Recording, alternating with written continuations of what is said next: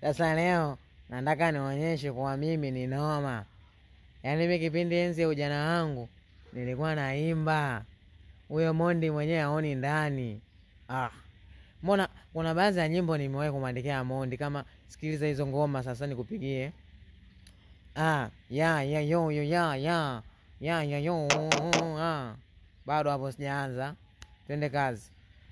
Nikisikia biti tu katamani fanya verse, kamcheki Ngosha kaniambia Simba mbona freshi, upesi na mada kaandika kese, sangoma kitaani minuka kama kinyia saliga, kabla sijaitwa Chebodenga, nzenzo naitwa Domo squeeze yeti lips denda fresh.